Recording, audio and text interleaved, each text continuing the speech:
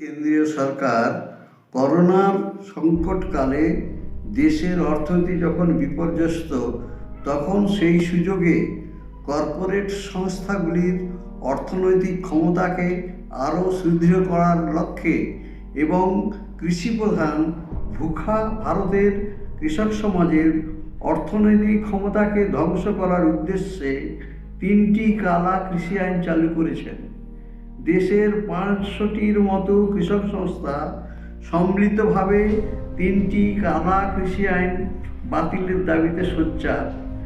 রাজধানী দিল্লির চারপাশে প্রবেশপথগুলিতে হাজার হাজার বয়স্ক কৃষক ও কৃষক রমণী এই আন্দোলনে প্রায় 2 মাসের মতো প্রচণ্ড শীত ও প্রতিকূল অবস্থার মধ্যে অবস্থান করছেন এবং শতাধিক প্রতিবাদী শহীদ হয়েছেন। অন্নদাতা কৃষকদের এই আন্দোলন ভারতের নতুন ইতিহাস সৃষ্টি করল। পশ্চিমবঙ্গ গণতান্ত্রিক লেখক শিল্পী সংঘ, কাকদ্বীপ আঞ্চলিক শাখা কৃষক সংহতিকে কুর্নিশ জানাচ্ছে। নমস্কার। কতই রঙ দেখি দুনিয়া, ও ভাই রে ও ভাই, কতই রঙ দেখি দুনিয়া, ও ভাই রে ও ভাই, কতই রঙ দেখি দুনিয়া। আমি যেই দিকেতে চাই দেখে অবাক বনে যাই, আমি যেই দিকেতে চাই দেখে অবাক বনে যাই। আমি অর্থ কোনো খুঁজে নাহি পাই রে, ও ভাই, অর্থ কোনো খুঁজে নাহি পাই রে, ভাই রে ভাই রে। আমি কতই রঙ দেখি দুনিয়ায়, ও ভাই রে ও ভাই, কতই রঙ দেখি দুনিয়ায়। দেখো ভালো জনে রইল ভাঙা ঘরে, দেখো ভালো জনে রইল ভাঙা ঘরে, মন্দ যে সে সিংহাসনে চড়ে। দেখো ভালো জনে রইল ভাঙা ঘরে, মন্দ যে সে সিংহাসনে চড়ে। ও ভাই, সোনার ফসল ফলায় যে তার 2 বেলা জোটে না আহার, সোনার ফসল ফলায় যে তার 2 বেলা জোটে না আহার। হীরার খনির মজুর হয়ে কানা করি নাই, ও তারি কানা করি নাই। ওরে ভাই রে, ওরে ভাই রে ভাই রে। আমি কতই রঙ দেখি দুনিয়ায়, ও ভাই রে ও ভাই, কতই রঙ দেখি দুনিয়ায়, ও ভাই রে ও ভাই, কতই রঙ দেখি দুনিয়ায়। নমস্কার। আমাদের প্রিয় সংগঠন পশ্চিমবঙ্গ গণতান্ত্রিক লেখক শিল্পী সংঘের আহ্বানে একজন দায়বদ্ধ সদস্য হিসেবে ভারতের কৃষি আইন 2020 নিয়ে কিছু কথা বলছি। আমার সশ্রদ্ধ নমস্কার নেবে। একটা গান হয়তো আপনারা শুনেছেন, ওরা আমাদের গান গাইতে দেয় না। আজ বাস্তবে ওরা এক এক করে আমাদের সমস্ত সাংবিধানিক অধিকার আমাদের কাছ থেকে কেড়ে নিতে চাইছে।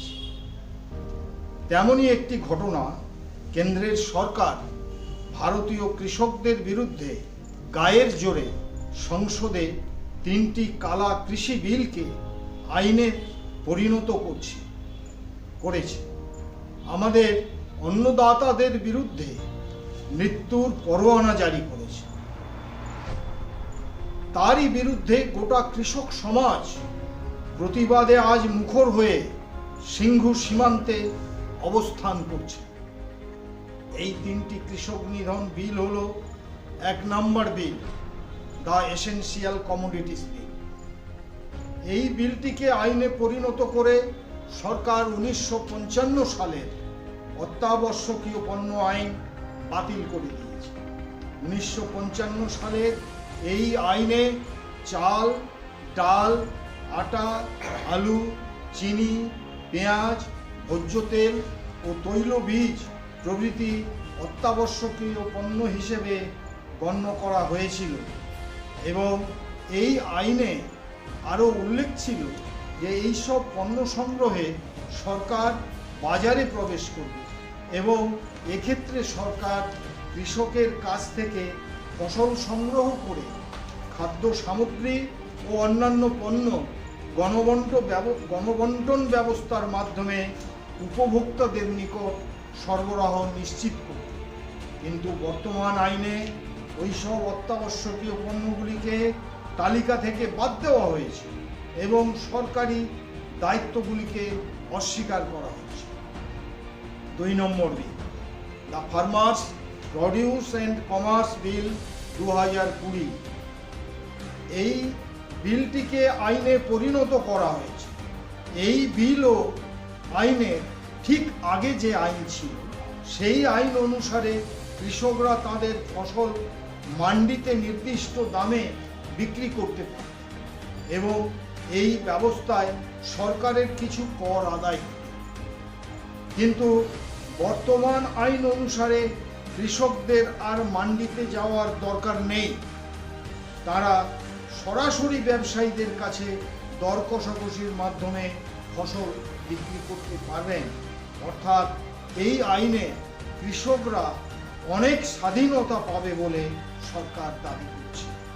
কিন্তু যেখানে আমাদের দেশে 100 জনের মধ্যে 86 জন কৃষক প্রান্তিক, তাদের পক্ষে কি আদানি আম্বানিদের মতো বড় ব্যবসায়ীদের সঙ্গে দর কষাকষি করে টিকে থাকা সম্ভব?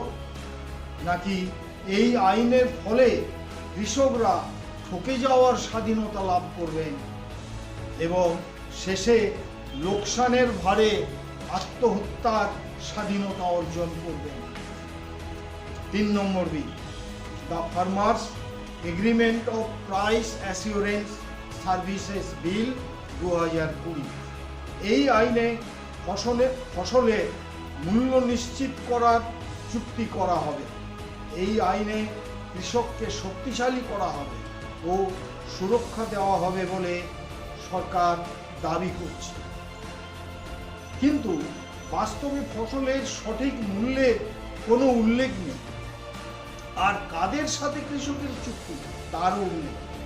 বড় বড় কৃষি ব্যাপারী বা ব্যবসায়ীদের সঙ্গে চুক্তি, অর্থাৎ গরিব কৃষকের সাথে বড়লোক আদানি আম্বানিদের মতো কর্পোরেটদের চুক্তি, মানে একটা অসম চুক্তি। আমরা নীল চাষিদের দুর্দশার কথা আজও ভুলতে পারিনি। এক্ষেত্রেও আমাদের অন্নদাতারা নিজের জমিতে কৃতদাসে পরিণত হবে, আর আমরা অকৃতজ্ঞের মতো তা দাঁড়িয়ে দাঁড়িয়ে দেখব, এটা হতে পারে। আজ সরকার, IMF ও বিশ্ব ব্যাংকের নির্দেশ অনুসারে আমাদের দেশে কৃষিকে কর্পোরেট ভিত্তিক কৃষিতে পরিণত করতে চাইছে। মানেটা খুব পরিষ্কার, দেশের মানুষের প্রয়োজনে কৃষকরা আর চাষ করতে পারবেন না, বরং কর্পোরেটদের কোন চাষে লাভ বেশি সেই চাষ করতে হবে। এই সর্বনাশা ও মানুষ মারা আইনগুলি কার্যকর হলে 1. চাষের খরচ বাড়বে, 2. কৃষকের ঋণ বাড়বে, 3. ফসলের সংগ্রহ মূল্য কমবে, 4. কৃষকের লোকসান বাড়বে, 5. ফসল সংগ্রহে সরকারি ব্যবস্থা ও গণবণ্টন ব্যবস্থা ভেঙে চুরমার হয়ে যাবে, 6. খোলা বাজারে খাদ্য সামগ্রীর দাম বাড়বে, 7. গরিব কৃষক জমি হারিয়ে নিঃস্ব হয়ে আত্মহত্যার পথ বেছে নেবেন, 8. দেশে অনাহারে মৃত্যু বাড়বে। এমন ঘটলে কার লাভ, কার ক্ষতি এবং কোনটা নিউ নরমাল এবং কোনটা নিউ অ্যাবনর্মাল তা আমাদের সবাইকে বুঝতেই হবে। যখন সমস্ত দেশবাসী একটা কালো অন্ধকারময় ভবিষ্যতের মুখোমুখি দাঁড়িয়ে আছে, তখন দেশের আইন ব্যবস্থা তার নিরপেক্ষতা হারাচ্ছে এবং সরকারের অবৈধ আইনগুলিকে বৈধতা দেওয়ার চেষ্টা করছে। এখন কৃষকদের দাবি, কৃষি বিজ্ঞানী MS স্বামীনাথন কমিশনের সুপারিশ অনুসারে ফসলের ন্যায্য দাম অর্থাৎ চাষের খরচের 1.5 গুণ অর্থ ন্যূনতম সহায়ক মূল্য হিসেবে দিতে হবে এবং কৃষক মারা কৃষি আইনগুলি প্রত্যাহার করে নিতে হবে। এই সব দাবির ভিত্তিতে ভারতীয় কৃষকদের যে আন্দোলন জারি আছে তার প্রতি দুনিয়ার খেটে খাওয়া মানুষ আজ সমর্থন ও সংহতি জানাচ্ছে।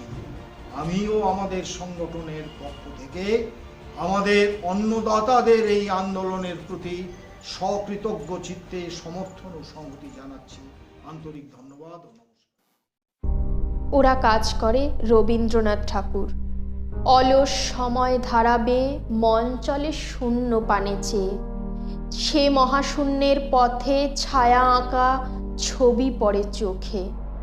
কত কাল দলে দলে গেছে কত লোকে, সুদীর্ঘ অতীতে জয়োদ্ধত প্রবল গতিতে। এসেছে সাম্রাজ্যবাদী পাঠানের দল, এসেছে মোগল। বিজয় রথের চাকা উড়িয়াছে ধূলিজাল, উড়িয়াছে বিজয় পতাকা। শূন্য পথে চাই, আজ তার কোনো চিহ্ন নাই। নির্মল সে নীলিমায় প্রভাতে ও সন্ধ্যায় রাঙালো, যুগে যুগে সূর্যোদয় সূর্যাস্তের আলো। আরবার সেই শূন্যতলে আসিয়াছে দলে দলে, লৌহ বাঁধা পথে অনল নিঃশ্বাসী রথে। প্রবল ইংরেজ বিকীর্ণ করেছে তার তেজ, জানি তারও পথ দিয়ে বয়ে যাবে কাল। কোথায় ভাসায় দেবে সাম্রাজ্যের দেশ বেড়াজাল। জানি তার পণ্যবাহী সেনা জ্যোতিষ্ক লোকের পথে রেখা মাত্র চিহ্ন রাখিবে না। মাটির পৃথিবী পানে আঁখি মেলি যবে, দেখি সেথা কল কল রবে বিপুল জনতা চলে, নানা পথে নানা দলে দলে। যুগ যুগান্তর হতে মানুষের নিত্য প্রয়োজনে জীবনে মরণে। ওরা চিরকাল টানে দাঁড়, ধরে থাকে হাল। ওরা মাঠে মাঠে বীজ বনে পাকা ধান কাটে, ওরা কাজ করে নগরে প্রান্তরে। রাজছত্র ভেঙে পড়ে রণডঙ্কা শব্দ নাহি তোলে, জয়স্তম্ভ মূঢ় সম অর্থ তার ভোলে। রক্তমাখা অস্ত্র হাতে যত রক্ত আঁখি, শিশু পাঠ্য কাহিনীতে থাকে মুখ ঢাকি। ওরা কাজ করে দেশে দেশান্তরে, অঙ্গ বঙ্গ কলিঙ্গের সমুদ্র নদীর ঘাটে ঘাটে। পাঞ্জাবে বোম্বাই গুজরাটে গুরু গুরু গর্জন গুনগুন স্বর। দিন রাত্রে গাঁথা পড়ি দিনযাত্রা করিছে মুখর। দুঃখ সুখ দিবস রজনী মন্দ্রিত করিয়া তোলে জীবনের মহামন্ত্রধ্বনি। শত শত সাম্রাজ্যের ভগ্ন শেষ পরে ওরা কাজ করে। যে অশুভ শক্তি গান্ধীর হত্যাকারী, যে অশুভ শক্তি ভারতবর্ষে প্রতিনিয়ত বিভাজনের বিষ ছড়িয়ে চলেছে, তারাই কর্পোরেটদের সঙ্গে গাঁটছাড়া বেঁধে সাধারণ মানুষের জীবনকে দুর্বিষহ করে তুলেছে। যে কৃষি আইন লাগু করার পরিকল্পনায় উদ্গ্রীব, তা ভবিষ্যতে নীল দর্পণের মতো নূতন কোনো নাটকের জন্ম দেবে। আমরা চাই না সেরকম নাটক লেখার মতো কোনো পরিস্থিতি তৈরি হোক। আমরা চাই অবিলম্বে কালা কানুন প্রত্যাহিত হোক। আজকে কৃষকরা লড়াইয়ের ময়দানে, দীর্ঘ 2 মাস ধরে তারা খোলা আকাশের নিচে। ভাববেন না ওরা শুধু নিজেদের জন্য লড়ছে, ওরা লড়ছে আমাকে আপনাকে রক্ষা করার জন্য। একটা অশুভ সাম্প্রদায়িক শক্তি আজ দেশোদ্ধারের অভিনয় করে চলেছে। আসলে ওরা গোটা দেশটাকে একটু একটু করে বেচে দিচ্ছে। এ এক নয়া হীরক রাজা সত্যটাকে আড়াল করে মিথ্যে দিয়ে মগজ ধোলাই করছে। কৃষকদের লড়াইকে শক্তিশালী করে তুলতে পারলে সাম্প্রদায়িক সেই শক্তিকে পরাভূত করা যাবে বলে আমরা বিশ্বাস করি। যে কোনো মূল্যেই এই অশুভ শক্তিকে নির্মূল করতেই হবে, নইলে দেশের সংবিধান থেকে শুরু করে জাতীয় সংহতি সবই ধ্বংসের মুখোমুখি হবে। যে অন্নদাতারা আজ প্রকাশ্যে রাজপথে প্রতিবাদে নেমেছে, তাদের প্রতি রইল সংগ্রামী অভিনন্দন। অবিলম্বে সমাজের সর্বস্তরের সমস্ত পেশার মানুষের এই আন্দোলনকে সমর্থন জানিয়ে এগিয়ে আসা উচিত। মনে রাখতে হবে, কৃষির উপরে দাঁড়িয়ে থাকে সমস্ত অর্থনীতি। তাই আসুন সকলেই পাশে দাঁড়ায় এই কৃষকদের, নূতন ভারত বেরুক কৃষকের লড়াই থেকে। ধন্যবাদ। মুষ্টিবদ্ধ কাস্তে। আস্তে বন্ধু আস্তে, তোমাদের গোলা বারুদ আছে, আধুনিক আগ্নেয়াস্ত্র, পোষ্য উর্দিধারী আছে। ওদের আছে অফুরন্ত মনোবল, প্রশস্ত দুটি বাহু, সদ্য সানিয়ানা মুষ্টিবদ্ধ কাস্তে। আধারের ভ্রুকুটিকে কাটিয়ে, রুক্ষ পাথুরে মাটি ফাটিয়ে, সবুজের প্লাবন মাঝে সোনার শস্যকে যে শেখায় মৃদু হাওয়ায় দোলা খেয়ে নাচতে। আস্তে বন্ধু আস্তে, রক্তের দাম চাইনি ওরা, জানি পারবে না দিতে, তবে ঘামের দামটি নাই যদি বা দাও, জানে ওরা ছিনিয়ে নিতে।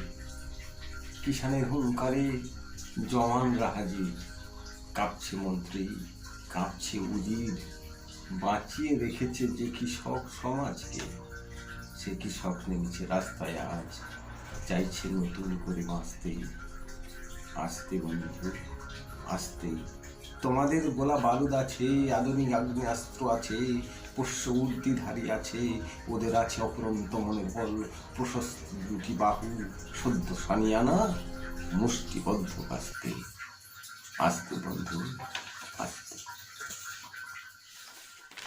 কৃষি বিল নিয়ে কিছু বলার আগে যদি আমরা এর প্রেক্ষাপটটা দেখে নিই, দুটো জিনিস। এক, শিল্প বিপ্লবের যুগের পুঁজি শিল্প পুঁজিতে পরিণত হলো ঊনবিংশ শতাব্দীর যুগে, এবং তা ঘটেছিল প্রযুক্তির অভাবনীয় উন্নতির হাত ধরে। ঠিক তার পরেই এই শিল্প পুঁজি বিংশ শতাব্দীতে এসে ফিনান্স পুঁজির রূপ ধারণ করে, এবং বিশ্বায়নের হাত ধরে এই ফিনান্স পুঁজির চলাচল শুরু হলো গোটা বিশ্বে। একবিংশ শতাব্দীতে এসে এই ফিনান্স পুঁজি ডিজিটাল পুঁজির রূপ নিল। এই ডিজিটাল পুঁজির আলটিমেট পরিণতি হলো বাজার হতাশা। এটা যেমন একটা দিক, আর একটা দিক আমাদের চিরাচরিত যে কৃষি ব্যবস্থা, তার সঙ্গে কৃষকের যে একটা নারীর টান, সেই টানকে ছিন্ন করে দিয়ে সবুজ বিপ্লবের নাম করে এক মহান বিপ্লব এসে হাজির হলো কৃষি ব্যবস্থায়। সেখানে যেমন রাসায়নিক সারের বহুল ব্যবহার হলো, তেমনি কিছু সুফল যে হয়নি তা নয়। এক ফসলি জমি 3 ফসলি হলো, কিছু জমির পরিমাণ বাড়ল, কিন্তু এর ফলে প্রোডাকশন যেটুকু বেড়েছিল তা হলো এই জমির পরিমাণটাকে এক্সটেনশন করার জন্য। কিন্তু এর বিপরীত প্রতিক্রিয়া হিসেবে আমরা দেখলাম যে সেই সমস্ত জমিতে অতিরিক্ত পরিমাণ রাসায়নিক সার প্রয়োগ করার ফলে সেই জমির কিন্তু চরিত্র বদলে গেছিল, তা কিন্তু আস্তে আস্তে স্টেরাইল হয়ে গেছিল। শুধু তাই নয়, জল এবং পরিবেশের অভাবনীয় ক্ষতি হয়েছিল। সেই ক্ষতি আমাদের বাস্তুতান্ত্রিক ভারসাম্যের বিঘ্নকরণে একটা বিরাট কারণ হয়ে দাঁড়িয়েছে। এই দুটি কারণ, তার সঙ্গে এই সবুজ বিপ্লবের পরেই এলো জিন প্রযুক্তি নির্ভর জিএম কৃষি ব্যবস্থা। আমরা বলি জেনেটিক্যালি মডিফাইড যে সমস্ত অর্গানিজম, তাদের চাষবাস। এটাও নাকি একটা বিরাট বিপ্লব, যদিও এর কোনো সারবত্তা নেই, কেন এর প্রোডাকশন বিরাট কিছু উন্নতি হয়নি। এর ফলে চাষিদের অর্থনৈতিক অবস্থাও বিরাট কিছু উন্নতি হয়নি, বরং অবনতি হয়েছে। তার প্রমাণ হিসেবে আমরা বলতে পারি যে আর্জেন্টিনা, যে দেশটিকে এই জেনেটিক্যালি মডিফাইড অর্গানিজম যেগুলি তার প্রথম প্রয়োগের গিনিপিগ দেশ হিসেবে আমরা চিহ্নিত করতে পারি। এই আর্জেন্টিনার তখন প্রেসিডেন্ট ছিলেন কার্লোস মেনেম। তিনি কৃষি ব্যবস্থাকে পুরোপুরি বেসরকারীকরণ পথে ঠেলে দিয়েছিলেন। যেমন 1, 2, এই জেনেটিক্যালি মডিফাইড অর্গানিজমগুলিকে তিনি চাষের জন্য উৎসাহ জুগিয়েছিলেন। এর ফলে আমরা দেখেছিলাম যে আর্জেন্টিনায় কৃষকদের যে দুরবস্থা, যে হাহাকার, তা আজও কিন্তু ঘটে। এই দুয়ের পরিপ্রেক্ষিতে আমরা কৃষি বিল আলোচনার আগে একটু বুঝে নেওয়ার চেষ্টা করি। কৃষি বিল যখন চালু হচ্ছে ভারতবর্ষে, কৃষি বিল 2020, আমাদের ভারতবর্ষের প্রধানমন্ত্রী তিনি বলছেন যে এটি কৃষকদের উন্নতির জন্যই হচ্ছে, কৃষকদের আর কোনো সমস্যা থাকবে না, কৃষকরা আনন্দে উদ্বাহ নৃত্য করবে, কৃষকদের সব সমস্যার সমাধান হয়ে যাবে, কৃষকরা অর্থনৈতিক উন্নতির মুখ দেখবে। কিন্তু যাদের জন্য এই ব্যবস্থা এবং যে পদ্ধতিতে এই ব্যবস্থা, দুটোতেই রয়ে গেল অসংখ্য ফাঁক। কাদের জন্য এই ব্যবস্থা? চাষিদের জন্য এই ব্যবস্থা, কৃষকদের জন্য এই ব্যবস্থা। সেই কৃষকরা কিন্তু মাসাধিক কাল জুড়ে দিল্লির পথে অনশনরত, আন্দোলনরত, এই ঠান্ডা নিয়ে। কিন্তু আমরা দেখতে পাচ্ছি কিছু মিডিয়া এবং কিছু কৃষি বিশেষজ্ঞ তারা কিন্তু বলে চলেছেন যে কৃষকদের ভুল বোঝানো হচ্ছে, কৃষকরা এর সুফল অবশ্যই পাবে। এই পরিপ্রেক্ষিতে আমরা বুঝে নেব যে ঠিক কৃষি বিলটা ঠিক কোন সময়ে আমাদের ভারতবর্ষে নিয়ে আসা হবে। আমরা দেখব যে করোনা অতিমারির সুযোগ নিয়ে আমাদের কেন্দ্রীয় সরকার বেশ কিছু বিলকে সংসদে পাস করিয়ে নিয়েছে এবং প্রত্যেকটা ক্ষেত্রেই কিন্তু কিছু অগণতান্ত্রিক উপায় আমরা লক্ষ্য করেছি।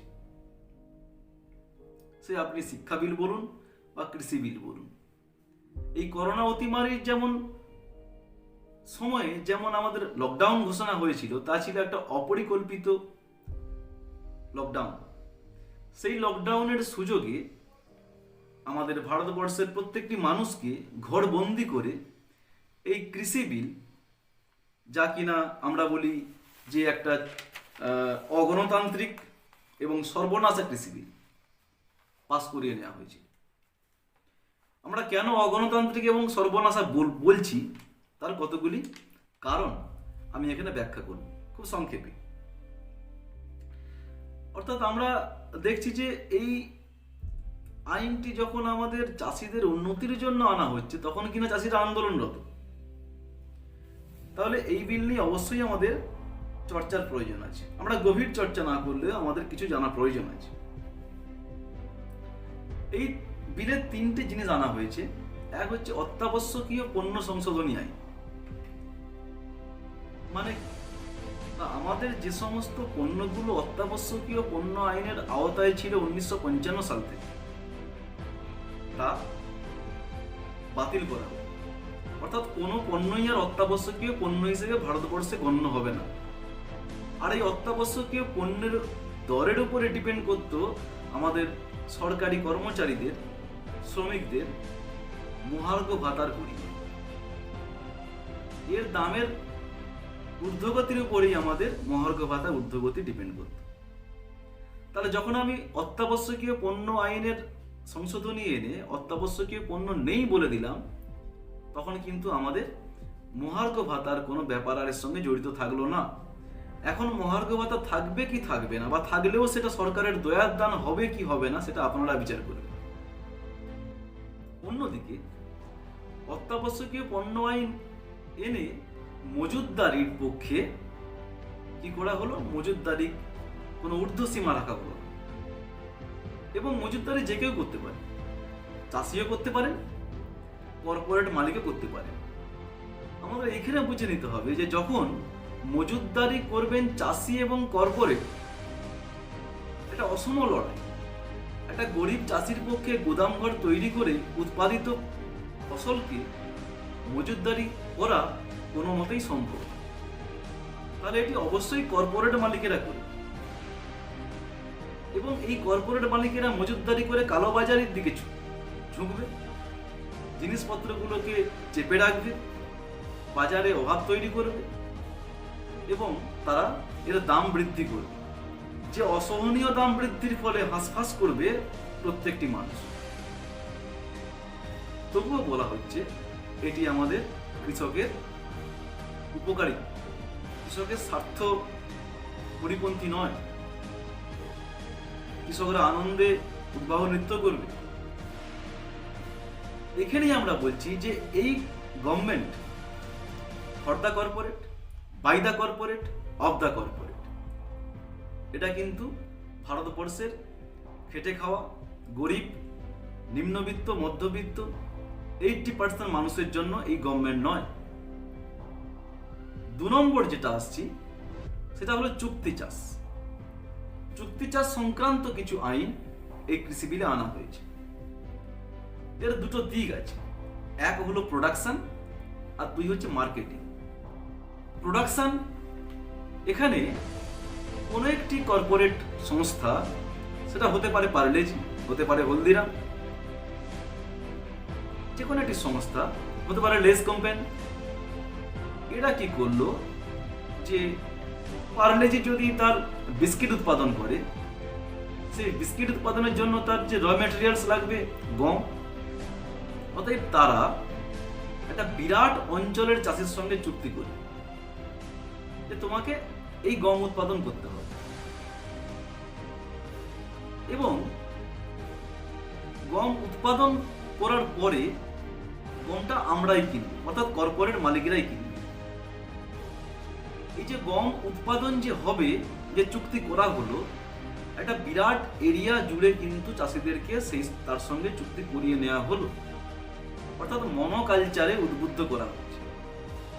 এই যে মনোকালচার যখন করা হচ্ছে, তখন কিন্তু দেখতে হবে যে আমাদের চাষের জমির চরিত্র কিন্তু সহজেই বদলে যাবে এবং চাষের জমির উর্বরা শক্তি কমবে। মনোকালচার যখন করা হচ্ছে, তখন করার পর যে উৎপাদনটা হলো, সেই উৎপাদনে যদি অসংখ্য ফসল নষ্ট হয়ে যায়, তার দায় কিন্তু কোনো কর্পোরেট পুঁজির মালিকের নয়। যেটুকু ফসল ভালো থাকলো, সেই ফসলটাই মালিকেরা কিনবে। কোন দামে? সেই দামে যে দামে তারা চুক্তি করেছিল। কখন চুক্তি করেছিল? ফসল উৎপাদনের আগে কিন্তু তারা চুক্তি করেছিল। তো ফসল উৎপাদনের আগে বাজারের যে দর ছিল, সেই দরেই তারা কিন্তু চাষের সঙ্গে চুক্তি করেছিল। এবারে মার্কেটিং এর দিকে যদি আমরা যাই, তাহলে দেখব যে সেই সময়ের বাজার দর ধরলাম, গমের বাজার দর ধরলাম ছিল 25 টাকা, সেই দর উৎপাদনের পরে দাঁড়ালো 50 টাকা বা 40 টাকা। তাহলে চাষিকে কিন্তু সেই 25 টাকা দরে ওই গমটাকে কর্পোরেট মালিকের কাছে বিক্রি করতে হবে। যদি ওই ফসলের দাম কমে যায়, অর্থাৎ ছিল 25 টাকা, যদি হয়ে যায় 20 টাকা বা 15 টাকা, তখন ওই কর্পোরেট মালিক যদি বলে যে আমি তোমার কাছ থেকে এটা কিনবো না, তখন ওই চাষের যারা চাষ করলো, যারা কৃষক, তাদের কিন্তু কিছু আর করার থাকবে না। তারা ওই চুক্তি যে ওরা লঙ্ঘন করলো, তাদের বিরুদ্ধে কোর্টে যেতে পারবে না। এটা যেমন একটা দিক, তেমনি আর একটা দিক, ওই কর্পোরেট কোম্পানি যদি বন্ধ হয়ে যায়, সেক্ষেত্রে যারা চুক্তির মাধ্যমে চাষ করলো চাষিরা, তাদের কি অবস্থা হবে, এই দিকেও কিন্তু কোনো স্পষ্ট দিক নির্দেশ নেই। তাহলে আমরা কি দেখলাম, যে কমলেও চাষিদের ক্ষতি, আবার বাড়লেও চাষিদের ক্ষতি চুক্তির মাধ্যমে। তাহলে চুক্তি চাষ সংক্রান্ত যে আইন, প্রোডাকশন এবং মার্কেটিং দুটো দিকেই কিন্তু অসংখ্য ফাঁকি রয়ে গেল। তবুও বলা হচ্ছে যে এটা চাষির উন্নতিতে সহায়ক। এবারে চলে আসি আমি আরেকটি যে আমাদের আইন আছে তা হলো কৃষি পণ্য বাণিজ্য আইন। এই কৃষি পণ্য বাণিজ্য আইনের কথা বলতে গেলে আমাদের একটা কথা মনে রাখতে হবে যে এই বিলের আগে ভারতবর্ষের প্রায় 94% কৃষকই যে ফসলটা উৎপাদন করত সেই ফসলটা কিন্তু বাইরেই বিক্রি করত, বাকিরা সরকারি ব্যবস্থাপনার মাধ্যমেই বিক্রি করতে। তো সরকারি ব্যবস্থাপনা কি ছিল? একটা ছিল মান্ডির মাধ্যমে বা সমবায়ের মাধ্যমে, আর একটা ছিল সরকার এমএসপি দিয়ে, মানে মিনিমাম সাপোর্ট প্রাইস দিয়ে তারা কৃষকের কাছ থেকে ফসল কিনে নিত। তো মান্ডি বা সমবায়ের মাধ্যমে কিভাবে বিক্রি হতো? কৃষকেরা চলে যেত মান্ডিতে বা সমবায়, সেখানে নিলাম হতো, নিলামে যে দরটা বেশি পেত চাষিরা সেই দরেই বিক্রি করত। আর সরকার একটা নির্দিষ্ট দাম দিয়ে আগে থেকেই দাম ঘোষণা করা থাকতো, যদিও এই দাম ঘোষণা কিন্তু সরকারের সঙ্গে চাষির কোনো চুক্তির মাধ্যমে ঠিক হতো না। সরকার একটা মিনিমাম সাপোর্ট প্রাইস ঠিক করতো এবং তারা কিনে নিয়ে এফসিআইতে রাখত। এফসিআই সেইগুলি গণবন্টন ব্যবস্থার মাধ্যমে রেশন দিতে, আমাদের যে সমস্ত ভারতবাসীকে রেশন দিত খুব কম দামে। তাহলে এটা যেমন 2, 3 আমাদের মনে রাখতে হবে চাষিরা উৎপাদিত ফসল দেশে যেখানে খুশি বিক্রি করতে পারত। মানে চুক্তি করলে যেটা আমরা যেখানে খুশি বিক্রি করতে পারবো না, আগে যে ব্যবস্থা ছিল যে চাষিরা কিন্তু যেখানে খুশি বিক্রি করতে পারত। এখানেও কিন্তু একটা অপশন আছে এই কৃষি আইনে যে চাষিরা যে কোনো জায়গায় বিক্রি করতে পারে এবং যে কোনো রাজ্যে বিক্রি করতে পারে। এই গরিব চাষিদের ক্ষেত্রে একটা রাজ্য থেকে আরেকটা রাজ্যে যে বিক্রি করা কখনোই সম্ভব নয়। তাহলে কি হবে? তাহলে দুটো পদ্ধতিকে স্ট্রং করতে হতো। একটা হচ্ছে agricultural produce marketing committee, APMC, যাকে আমরা মান্ডি বা সমবায় সমিতির মাধ্যমে বলছি, তাকে আরো স্ট্রং করতে হতো। আর 2 এমএসপি নির্ধারণ করতে হতো। এই এমএসপির ক্ষেত্রে কিন্তু একটা গন্ডগোল রয়ে গেল। গন্ডগোলটা কি? সরকার কিন্তু বলছে যে আমরা কিন্তু এমএসপি তুলিনি, সরকার বলছে আমরা এমএসপি তুলি, এমএসপি রেখেছি, কিন্তু এমএসপি রেখে দেওয়া মানেই কিন্তু সরকার চাষির কাছ থেকে ফসল কেনার গ্যারান্টি দিচ্ছে না। এমএসপি রাখা আর ফসল কেনার গ্যারান্টি দুটো কিন্তু পুরো ভিন্ন জিনিস। চাষিরা বলছেন যে আমাদের ফসল কেনার গ্যারান্টি দিতে হবে, কোনো চুক্তি নয়। অর্থাৎ তেনারা বলছেন যদি আমরা বাজারে বেশি মূল্য পাই সেখানে আমরা বিক্রি করব, না হলে সরকারকে এটা কিনতে হবে। আমাদের ফসল যদি নষ্ট হয় সেখানে সরকারের দায়িত্ব আছে, সেই দায়িত্ব সরকার পালন করবে। এই দাবিগুলো ওনারা তুলছে। 2013 সালে আমাদের একটা বিল আসে, বিলটা হচ্ছে ন্যাশনাল ফুড সিকিউরিটি অ্যাক্ট। এই অ্যাক্টকে বর্তমান সরকার একটা বোঝা হিসেবেই ভাবছে। তারা এটাকে ঘাট থেকে ঝেড়ে ফেলতে চায়। শান্তাকুমার কমিটিও এর পক্ষেই কথা বলেছে। তাহলে ন্যাশনাল ফুড সিকিউরিটি অ্যাক্ট যদি বাতিল করতে চাই তাহলে আমাদের যে যে স্টেপ নিতে হবে, মানে সরকারের যে যে স্টেপ নেওয়া উচিত তারা কিন্তু সেই স্টেপই নিয়েছে। অর্থাৎ গণবন্টন ব্যবস্থাকে ভেঙে চুরমার করে দাও, সরকারের কোনো হস্তক্ষেপ থাকবে না, যা থাকবে কর্পোরেটরাই করে কমে খাবে। গরিব এবং মধ্যবিত্ত যে সমস্ত কৃষক তাদের উন্নতিতে কর্পোরেটরাই ভাববে, সরকার ভাববে না। তাহলে এই সমস্ত কিছুর মধ্যে একটা গোলমেলে ব্যবস্থা। এখানে আমরা স্পষ্ট করে বলতে চাই যে এই বিল কখনোই গরিব কৃষকদের পক্ষে নয়।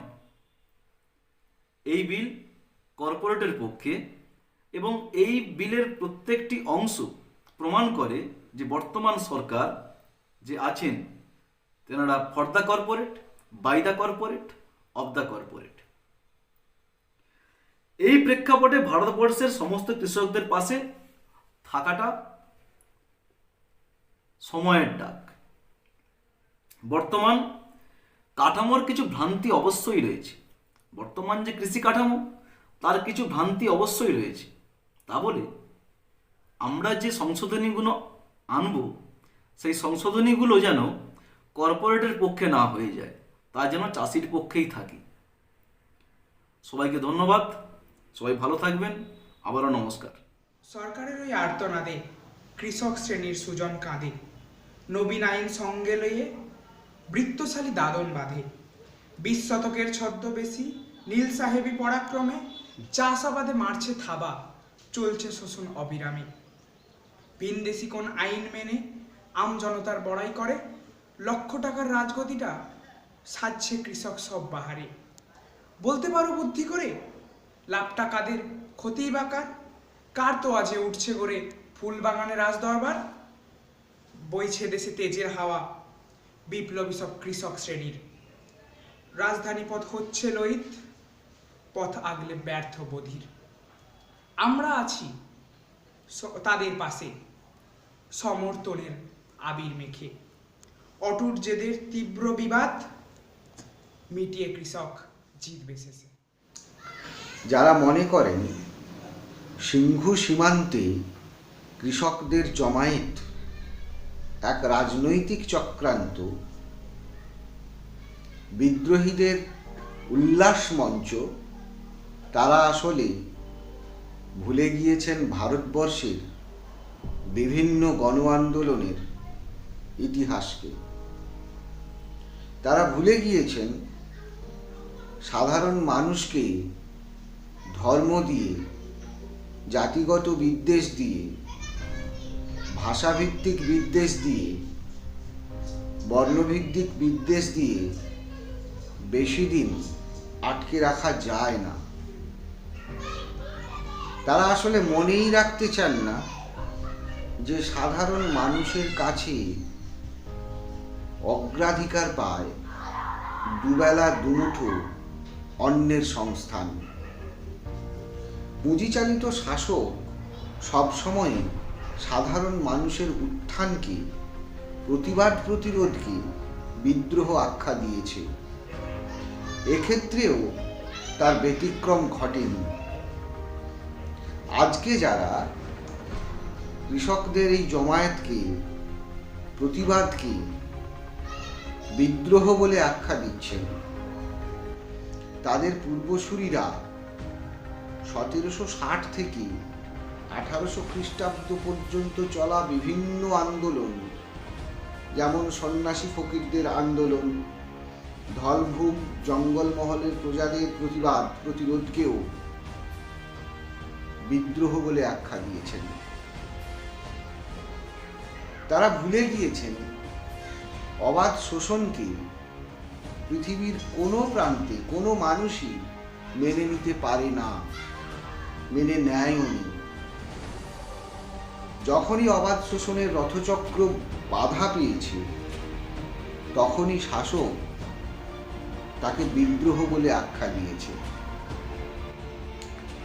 1802 থেকে 1833 খ্রিস্টাব্দ পর্যন্ত চলা পাগলপন্থীদের প্রতিরোধ, 1806 থেকে 1816 খ্রিস্টাব্দ পর্যন্ত নায়েকদের প্রতিরোধ, 1827 থেকে 1831 খ্রিস্টাব্দ পর্যন্ত নিতমিরের লড়াই, 1838 থেকে 1857 ফরাজিদের লড়াই, 1855 থেকে 1857 খ্রিস্টাব্দ পর্যন্ত সাঁওতালদের মরণপণ লড়াই, 1857 থেকে 1858 পর্যন্ত সিপাহীদের লড়াই, 1855 থেকে 1875 খ্রিস্টাব্দ পর্যন্ত চলা পুঁশখালীর প্রজাদের প্রতিবাদ, 1859 থেকে 1861 খ্রিস্টাব্দ পর্যন্ত নীল চাষীদের জান কবুল লড়াই, 1872 থেকে 1873 খ্রিস্টাব্দ পর্যন্ত চলা